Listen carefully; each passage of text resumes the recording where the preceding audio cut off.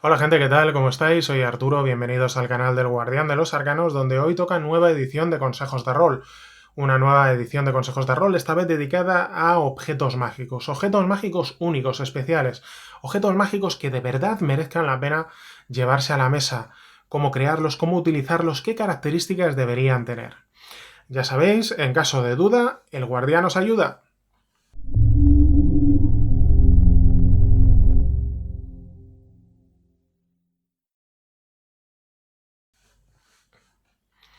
Jesús de Nazaret sube apaleado, torturado, castigado hacia el Gólgota, donde va a ser crucificado entre dos ladrones y donde va a perecer.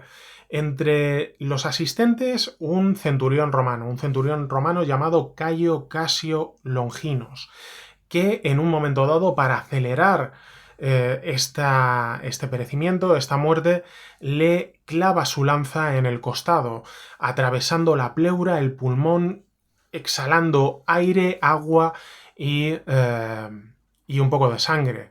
Este centurión romano, que tenía un poco de problemas en la visión, había perdido bastante visión, posiblemente tuviera lo que hoy llamamos cataratas, le cae un poco de ese agua, ¿no? Cuando le pincha desde abajo. Y esto lo que le produce es milagrosamente que su visión se restablezca, que vuelva perfectamente. A partir de ahí, Longino se convierte a la fe cristiana y se convierte en un devoto, llevando esa lanza de Longinos a una de las diferentes sectas cristianas existentes en ese momento. Una lanza que tiene la sangre del Hijo de Dios, que tiene la sangre de Cristo. Esta lanza, a partir de ese momento, se convierte en una de las grandes leyendas de la cristiandad, en un gran objeto de poder. Esta lanza, la lanza de Longinos, la lanza del destino, pasa a tener esa consideración de que aquel que la posea obtendrá un gran poder, no podrá ser derrotado, pero a la vez conlleva una terrible maldición, que es en el momento en el que pierda esa lanza, perderá todo lo conquistado. Esta lanza se va a vincular a diferentes figuras históricas, irá pasando de mano en mano, del emperador Constantino, Barbarroja, el propio Napoleón la poseyó en su momento. Pero vamos a avanzar en el tiempo, llegamos hasta principios del siglo XX, donde un joven pintor, un pintor austriaco, en el Palacio Hofburg, trata de vender sus lienzos. Es un joven pintor bastante fracasado que ha fallado, ha suspendido el examen de ingreso en la Escuela de Bellas Artes y que trata de ganarse la vida vendiendo sus pinturas, vendiendo sus cuadros, como digo, a la entrada de este Palacio Hofburg. Cosa que no logra, cosa que pues, se le da bastante mal y que suele dejarlas allí e irse a dar una vuelta dentro del propio palacio a modo de museo, ¿no? Donde se muestran el tesoro imperial de los Habsburgo. Y entre este tesoro imperial, la lanza del destino. Allí está expuesta y lanza todo su poder, lanza toda su atracción a este joven pintor austriaco, que a partir de ese momento estaría completamente obsesionado con esta lanza. Este pintor austriaco se llamaba Adolf Hitler y tiempo después, cuando alcanzase el poder en la Alemania nazi y lanzase la Blitzkrieg, la guerra relámpago para anexionarse a Austria, aleccionaría muy bien a sus oficiales para que le trajesen esta lanza, para que él se la consiguiesen, para que la sacasen de este museo. Esta lanza pasaría a la propiedad de Himmler.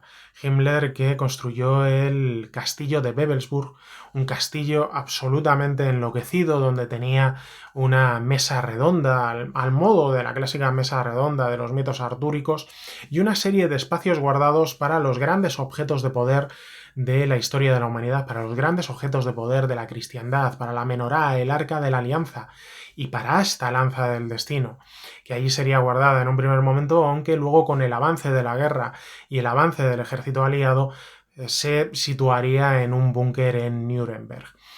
Cuentan que cuando el ejército estadounidense llegó a él con el general Horton, la acabarían recuperando y pasando a manos del general Patton. Cuando el general Patton puso sus manos encima pudo poner sus manos en esta lanza del destino, también cuenta la leyenda que en ese momento, en ese mismo instante, a varios miles de kilómetros más allá del océano, en White Sands, en arenas blancas, se probaba la primera bomba nuclear de la historia, la primera bomba atómica, la conocida como bomba Trinity, que marcaría el cambio del equilibrio de poder geoestratégico y geopolítico en el mundo, marcando a Estados Unidos como la primera potencia mundial. Bueno, esto que es historia, leyenda, como queréis entenderlo, forma parte de todos los objetos de poder, de todos los objetos mágicos. Nos sitúa el hecho de que un objeto mágico, un objeto de poder, tiene que tener una historia, y esa historia, cuanto más referida o cuanto más ligada esté a hechos históricos y a personajes históricos, mayor poder va a otorgar a ese tipo de objeto mágico, objeto de poder.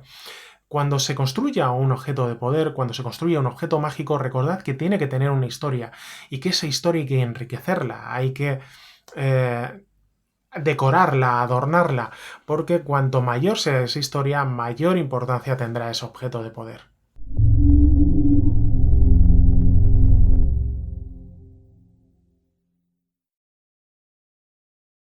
Y un objeto mágico, un objeto de poder, no solo tiene que tener una historia, no solo tiene que tener una leyenda, principalmente tiene que tener un nombre. Tiene que tener un nombre porque es lo que le va a dar vida. Cuando se da nombre a una cosa, se la otorga alma, se la otorga poder, se la otorga espíritu, se la reconoce como un ser vivo. Ahí tenéis la espada de Durandal, de Roldán, que era el paladín de Carlomagno. Carlomagno con su espada, la joyosa. Ahí tenéis diferentes armas que han pasado en la historia, todas ellas con una leyenda asociada, pero también con un nombre, porque el nombre le otorga alma, le otorga espíritu. No sé si sabéis que la parte central de una espada, la parte fundamental de una espada se llama alma. Bueno, eso tiene un sentido, porque como digo, se la trata como un ser vivo, se la trata como un personaje principal. Recordad, tienen que tener un nombre, y aparte un nombre que tenga una referencia a ese tipo de arma, una referencia a lo que ha sido, a lo que es, a lo que será, bien a una profecía, bien a una historia, o bien a un poder, o bien a una utilidad que se le va a dar a esa arma. Ese arma tiene que tener un nombre con un significado. Eso es una parte fundamental.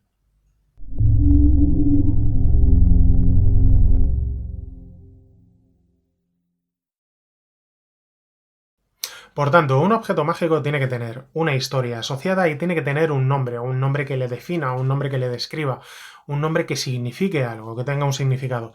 Pero también tiene que tener algún tipo de poder, puesto que si no, no sería un objeto mágico, no sería un objeto de poder. En esto encontramos diferentes variantes y diferentes posibilidades. No solamente el típico arma mágica que se utiliza dentro de los mundos de fantasía, especialmente por sus estadísticas, ¿no? Por las bonificadores que te pueden otorgar a la hora de utilizarlo, pues para saja raja, ¿no? Para combate. O para diferentes cosas que te puedan ayudar dentro del juego y que te puedan beneficiar o favorecer. ¿No? Estaríamos hablando de espadas flamígeras, espadas vengadoras, espadas borpalinas, ese tipo de cosas, ¿no? Hay bastantes más posibilidades.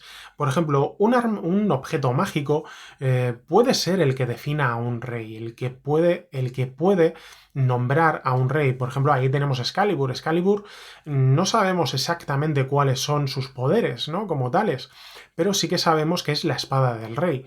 Por cierto, no confundir Excalibur con la espada en la piedra. La espada en la piedra, la espada que saca de la piedra, es la espada de Uther de Pendragón, que es hechizada por Merlín para que solamente pueda ser sacada de la piedra por una persona en particular. La espada Excalibur es entregada por la Dama del Lago muy posteriormente, cuando Arturo ya es rey, y que pues le otorga una serie de capacidades más para vencer en batalla. Ahí tenéis la espada que se le entrega a Temujin. Temujin, un nómada de las tierras mongoles, cuando un pastor encuentra con que una de sus ovejas se ha cortado una de sus pezuñas y encuentra una espada enterrada, y se la encuentra a Temujin. Temujin, que pasaría a la historia como Gengis Khan, ¿no? Y que tiene cierta que le avala en cierta manera la tenencia de este tipo de armas. Pero hay otro tipo de armas con otro tipo de poderes que también justifican el hecho de este objeto de poder. Por ejemplo, ahí tenéis la joyosa, la espada de Carlomagno, que era una espada que tenía la capacidad de cambiar de color y de emitir luz, y que llevada en la vanguardia de un ejército podía cegar a ejércitos completos, ¿no? Imaginaos en términos de mundo de fantasía, pues una espada que tendría la capacidad de bendición sobre todo un ejército, sobre todos tus aliados, y contra la que habría que realizar algún tipo de tirada de salvación para no quedar cegado ante su presencia. Pero no solamente nos centremos en armas, hay otros objetos de poder que tienen poderes distintos, poderes extraordinarios realmente útiles a la hora de poder utilizarlos. Por ejemplo, con el Príncipe Corum. El Príncipe Corum, que es una de las facetas, de las múltiples facetas del campeón eterno de Michael Moorcock, en un momento dado pierde un ojo y pierde una mano, y le son transmutados el ojo y la mano de un poderoso demonio, que le permite el ojo ver en otras dimensiones, en otros planos de existencia, y la mano, la garra, poder atraer criaturas de ese plano de existencia para que peleen a su lado. Por lo cual veis que, desde luego, como objeto de poder, como objeto mágico, no tiene precio, realmente es muy útil. Como digo, no os quedéis simplemente en la hora de poner bonificadores en vuestros objetos mágicos, ¿no? Si es una espada, pues +1, +2, +3, tal, sino crear poderes que sean distintos, que sean sorprendentes, que os ayuden en diferentes facetas, tanto de reconocimiento por parte del resto de PNJs de dicha trama o de personajes que vayan a aparecer en dicha trama, como de diferentes poderes que puedan ayudar a los personajes, especialmente cuando tengan una finalidad, cuando tengan un objetivo, para, como digo, pues nombrar a un rey o vencer a una criatura en particular.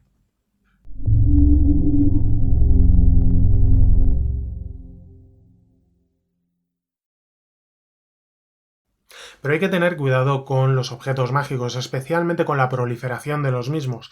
A mayor cantidad de objetos mágicos dentro de una ambientación, menor importancia van a tener, menor capacidad de sorpresa, menor enriquecimiento van a provocar dentro de nuestra partida. Si metemos muchos objetos mágicos, si estos objetos mágicos son, como digo, demasiado comunes, nuestros personajes llevan, pues imaginaos, ¿no? Pues mira, tengo 2 espadas de +1, una de +2, aquí 2 dagas de +3, otra que vuelve cuando se lanza, esta tiene además el hechizo de invisibilidad, esta provoca un crítico secundario, esta no sé qué.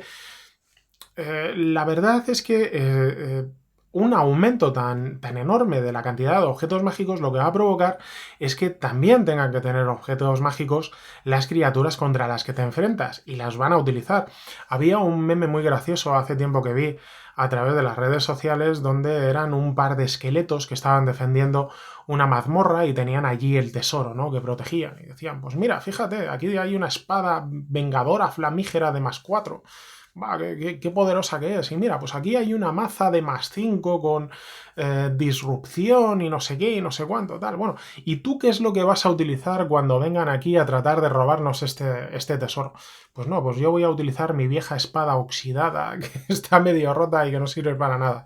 No, evidentemente, si tu mundo de fantasía está plagado de objetos mágicos y por tanto tus jugadores llevan una enorme cantidad de objetos mágicos que luego van vendiendo, ¿no?, para sacar dinero y tal, eso va a provocar que los enemigos también tengan objetos mágicos. No tiene sentido que no hagan uso de los mismos.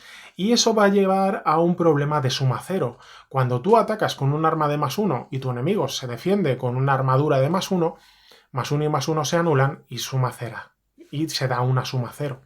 Si tú llevas una espada de +2 y el otro tiene un escudo de +2, el +2 y el +2 se eliminan y por tanto suma cero. Si tú tienes una espada que lanza bolas de fuego y el otro tiene un escudo que le proporciona, o un amuleto que le proporciona resistencia al fuego, suma cero.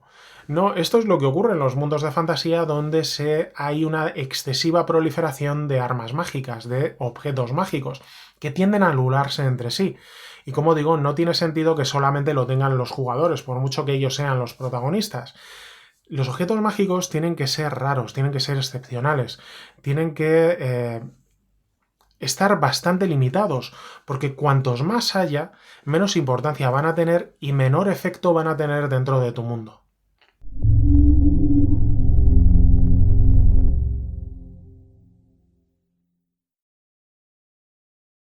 Ahora bien, eso puede provocar problemas. El hecho de que tengas pocos objetos mágicos puede llevar a la frustración a los personajes y puede llevar a ciertos problemas en determinados juegos. Por ejemplo, en los juegos OSR donde no hay posibilidad de aumento de los atributos a lo largo del tiempo cuando vayan subiendo de nivel los personajes, normalmente esto se suple con objetos mágicos que te proporcionen ese aumento tanto de las características como de los diferentes bonificadores que tengas. Por ejemplo, no vas a poder subir fuerza, pero si en un momento dado encuentras un cinturón de fuerza de gigante que te otorgue un +3, esa es la forma en la que vas a poder aumentar tus atributos. Por lo tanto, en este tipo de juegos OSR se aumenta las características, se aumentan los atributos en base a objetos mágicos. Por lo cual, tienes que tener ese equilibrio entre que no haya demasiados objetos mágicos y que sin embargo sí te permitan un avance al personaje. Esto se logra principalmente, y este es mi consejo, en el hecho de que se vayan desbloqueando capacidades especiales del objeto mágico que tengas disponible según vaya subiendo de nivel el personaje. Por lo cual siempre vas a tener un objeto mágico, pero este objeto mágico va a cambiar, va a ser sorprendente, va a ser más interesante según se produzca este avance. Es decir, tú tienes un objeto mágico, pongamos un arma, ¿no? Que es lo más clásico, un arma que por ejemplo es un arma de +1, pero cuando tú alcances nivel 6, este arma de repente va a poder tener algún tipo de hechizo, ¿no? Por ejemplo, va a tener el hechizo de invisibilidad, pero cuando alcances nivel 8, además te va a proporcionar un bonificador de +2 a la defensa. Y cuando llegues a nivel 10, en vez de tener un bonificador de +1, pues va a ser un bonificador de +2 al ataque y al daño. Como veis, el hecho de que el arma evolucione, también avance junto con el jugador, la va a resultar mucho más interesante y va a eliminar el problema de poblar excesivamente de objetos mágicos el mundo de fantasía en el que juegues, eliminando también ese problema de suma cero que es al final a lo que conduce la proliferación de objetos mágicos. Además, este hecho de que el arma avance te va a dar muchas posibilidades a la hora de poder llevarlo a la mesa, porque esto lo que te proporciona es el hecho de que ese objeto mágico pueda convertirse en un personaje principal según vaya avanzando la campaña. Imaginaos que se produce este avance con respecto a este objeto mágico que tengas y que en un momento dado descubras que de repente tiene poderes nigrománticos, que los bichos que mataste con esta espada de repente se levantan y comienzan a servirte. Y eso te lleva a interesarte por este arma. Lo de, leche, ya no es solamente esa espada de +1 que me servía un poco aquí para combatir, sino que ahora puedo liderar ejércitos de muertos. Y vaya usted a saber qué tipo de poderes podré desbloquear cuando vaya avanzando de nivel. Y eso te lleva a interesarte por el arma. Busques en antiguas librerías, busques en antiguas bibliotecas.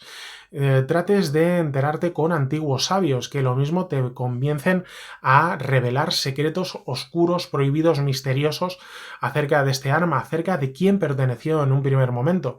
Y este arma se convierta en el eje fundamental sobre el que gire la aventura. Esto, por ejemplo, lo encontramos en el ejemplo más clásico de la literatura de fantasía, como es el anillo único.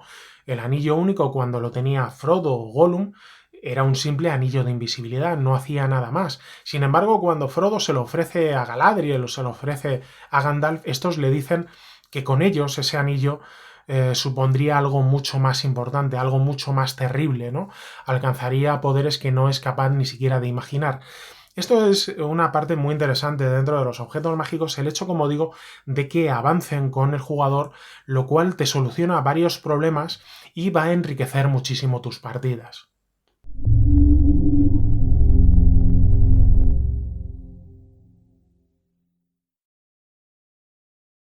Por lo cual ya estamos viendo que el arma tiene que tener un nombre, tiene que tener una historia, tiene que tener unos poderes, incluso unos poderes que se vayan desbloqueando por el tiempo.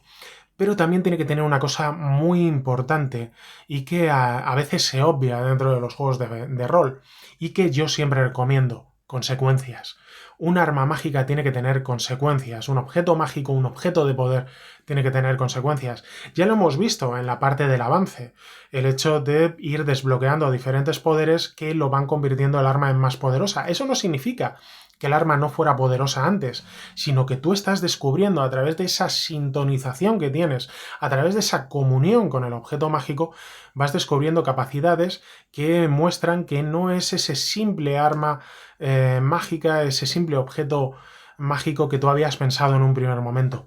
Y esto, como hemos visto en la parte del avance, tiene que tener sus consecuencias. Puede tener consecuencias en el hecho de que atraiga la atención.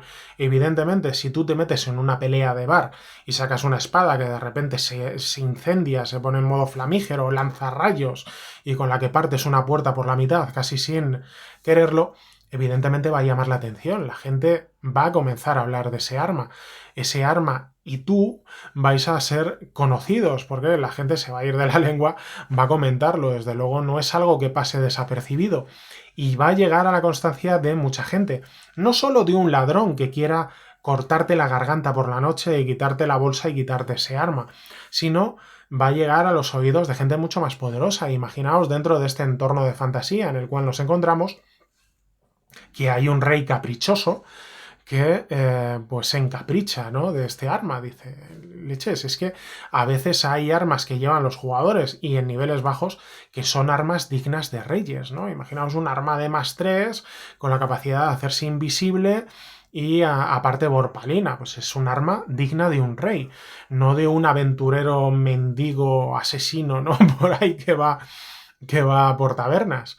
Entonces, esto te podría dar lugar a otro tipo de aventuras. No simplemente o no necesariamente porque el rey directamente mande a su guardia para que te vaya a ti capturar y te quite el arma, ¿no? Sino de una forma mucho más taimada, que te pueda dar origen a toda una partida. Imaginaos que este rey se encapricha, como digo, de ese arma y te llama a la corte, llama al jugador a la corte. Y allí lo pues engalana la corte y le presenta a toda la nobleza, tal, incluso llega a nombrarle paladín del reino, ¿no? Dice que, hombre, que alguien con sus capacidades, tal, lo embelesa un poco, ¿no? E incluso organiza algún tipo de matrimonio de conveniencia beneficioso para el personaje al cual le otorga unas tierras y tal, ¿no? Es decir, lo introduce dentro de la corte, hasta que en un momento dado, que una vez que ya lo tiene dentro, ¿no?, que ya está un poco obligado, pues le encomienda una tarea para que vaya a matar a algún bicho, vaya a recuperar algo, algún tipo de tarea a la cual es necesario un héroe. Y esta tarea, que desde luego piensa que va a ser imposible, que está muy por encima de sus capacidades, pues piensa que va a morir y una vez que muera, pues mandará a alguien allí para que del cadáver recupere el objeto mágico, el arma o lo que sea que tanto desea. Y si el jugador, el personaje sobrevive, pues lo que se va a encontrar es con que el rey ya ha mostrado sus cartas y está un poco atrapado. ¿Qué hace? Va a renunciar a todo lo que ha obtenido, va a huir del reino, va a seguir allí, pero va a tratar de defenderse. Desde luego te puede dar origen a un tipo de partida muy interesante de puñaladas por la espalda e intrigas palaciegas, ¿no? Como digo, este tipo de objetos mágicos llaman mucho la atención.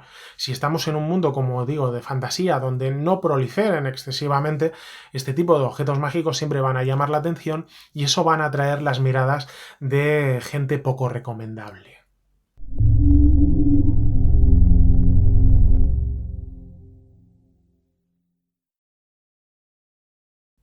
Los objetos mágicos jamás deberían poder comprarse. Un objeto de poder jamás podría uno ir a la tienda y preguntar, oiga, usted, a la armería, ¿tiene usted armas mágicas? Sí, pues mire, tengo aquí, en esta estantería de aquí, armas de +1, en esta estantería de aquí tengo armas de +2 y en la trastienda guardo un par de armas de +3. Tú dices, Dios santo, eso no debería poder hacerse, ¿no? Un objeto mágico, un objeto de poder, un arma mágica, debería ser el resultado de una búsqueda, debería ser el tesoro final de toda una campaña, debería ser el resultado de todo un juego. En ningún caso debería poder comprarse, en ningún caso debería poder adquirirse, debería ser algo muchísimo más importante, incluso aun cuando te la fueran a producir, aun cuando te la fueran a forjar. Ahí tenéis el interesantísimo suplemento para el anillo único de Erebor. Este suplemento que habla de los enanos herreros de la montaña solitaria y de cómo el hecho de forjar un objeto de poder es el objetivo de toda una vida de un enano. Cómo tienen que informarse a través de diferentes legajos, manuscritos antiguos de cómo es el mejor método de forja, de cómo obtener los materiales más puros, más limpios, más idóneos para forjar lo que tiene en mente y cómo luego practicar hasta llegar a un nivel de maestría tal que le permita forjar ese objeto que es, como digo, el resultado de toda una vida de un maestro enano herrero, ¿no? Los jugadores podrían formar parte de esa investigación, podrían formar parte de esa forja, yendo a buscar los manuscritos, yendo a buscar las herramientas, el yunque, el martillo, los diferentes objetos necesarios para la forja, para ir a buscar el carbón que hace falta para obtener un fuego que dé el suficiente calor como para fundir los materiales, para encontrar los materiales. Por ejemplo, tenéis en la historia una de las de los hitos históricos que marca la supremacía de los pueblos indoeuropeos en el continente es el hecho de que utilizaban armas que se forjaban a partir de hierro meteorítico, hierro que había caído del cielo. Para ellos tenía un significado enorme, era como si se lo hubiera enviado su dios, ¿no? Y a partir de este hierro forjaban armas que les daban la supremacía sobre los diferentes pueblos con los que se encontraban, con los que batallaban. Las técnicas de forjado, por ejemplo, aquí en España tenemos el acero de Toledo o el acero de Damasco, que no es que fuera un acero procedente de Damasco, sino que era una técnica de forjado, una técnica especial para obtener el mejor acero de su época. Bueno, este tipo de cosas marcan la dificultad con la que se crean este tipo de objetos mágicos, este tipo de armas mágicas, ¿no? En este caso. Y que, como digo, no son armas con las que se tratase a través del comercio, jamás llegaban al común de los mortales. Son armas muy específicas, muy difíciles de obtener y muy difíciles de producir, lo cual, como digo, jamás deberían obtenerse a través del comercio, sino que deberían ser búsquedas particulares que conformaran por sí mismo historias, aventuras, partidas, campañas, tanto en su consecución, en su obtención, como en el hecho de ayudar a un herrero a forjarlas. Estos son puntos fundamentales y que le dan más importancia y le dan más vida y mayor inmersión a la hora de introducir estos objetos mágicos dentro de tu mundo de fantasía. Bueno, y hasta aquí este vídeo de consejos de rol acerca de objetos mágicos, principalmente dirigido hacia armas mágicas. Como digo, tratad de que sean únicas, de que sean especiales, que no haya muchas y que desde luego tengan tanto una historia como unos poderes sorprendentes que ayuden a una mayor inmersión de la mesa y que siempre resulten interesantes. Espero que estos consejos os resulten interesantes, os resulten útiles y os sirvan para llevarlos a la mesa. Y ya hablamos del próximo consejos de rol, que será acerca de enemigos. Conoce a tu enemigo. Cómo crear encuentros desafiantes, cómo crear encuentros que sean de verdad divertidos, interesantes, útiles a la hora de llevarlos a la mesa. Vamos a crear rivales, vamos a utilizar rivales y vamos a saber manejarlos en la mejor de las maneras a la hora de utilizarlos dentro de nuestra partida de rol. Así que no olviden suscribirse para no perdérselo, cuídense mucho y sigan jugando. Nos vemos en el siguiente vídeo. ¡Saluditos!